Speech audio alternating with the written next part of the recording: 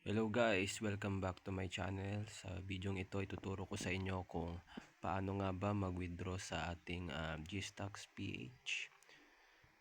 So, ito po ay as per requested ng iilan sa ating mga viewers na ang palagi nilang tanong ay paano nga ba mag-withdraw sa ating GStocks PH. So, ayun po, once na nabuksan nyo na ang inyong GCash, nasa dashboard na kayo, makikita nyo yung GInvest, click nyo yan. And then, tap nyo yung GStocks PH.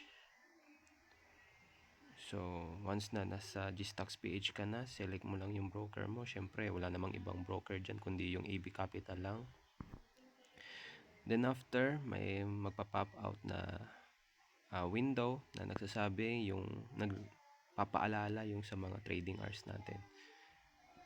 So, okay mo lang yan. So, remember lang po kung kayo ay magwi-withdraw.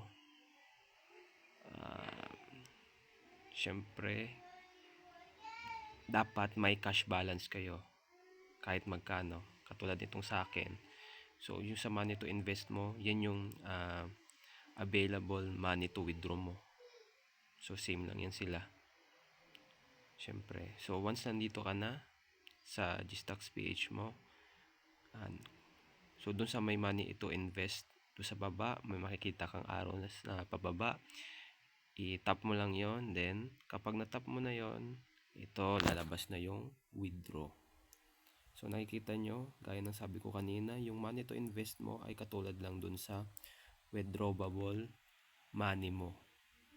So, ibig sabihin, yun yung available cash mo or cash balance mo dun sa iyong investment. So, ayun po, withdraw lang. Then, after mong matap yan, ayan, lalabas na po ito. So, syempre, kung ang withdrawable cash mo ay 17.72, ay so yun yung pinaka maximum amount na iyong pwedeng i-withdraw. So, depende po sa inyo kung magkano i-withdraw nyo. So, paalala lang po. So, may 2 banking days tayo or 2 business days processing time once na nag-ano kayo ng inyong withdraw. At syempre, for example ulit, so bukod doon sa 2 banking days, meron rin tayong tinatawag na trading day. So syempre, kung kayo ay nag-sell ng inyong stock or shares sa inyong holdings, so syempre may trading day. So yung trading day, ibig sabihin yung araw, yung mismong araw na nag-trade ka or nagbenta ka, and then ipa-plus mo lang yung 2 banking days. So ayun po. So, kasi syempre marami po kasing nagko-comment din sa akin, bakit lumagpas na daw yung 2 business days, wala pa daw pong nagre-reflect sa or nakikredit dun sa kanilang GCash wallet. So ayun lang po, paalala lang po yun. Yun yung pong ating processing time. So ayun lang po, ganun lang kadali. Once na may lagay mo na dyan yung amount ng inyong i-withdraw, syempre tap mo lang yung next, then tuloy-tuloy na yan. So ayun lang po for today's video. Yun lang po, tinuro ko lang sa inyo yung napaka basic or napaka madaling paraan para mag-withdraw dito sa ating GStocks PH. So ganun lang po kadali. So ayun lang po.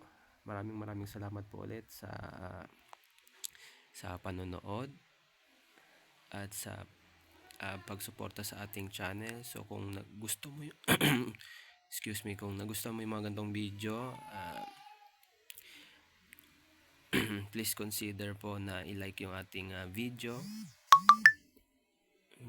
and please consider subscribe po sa ating YouTube channel. So ayun po, thank you po ulit and God bless.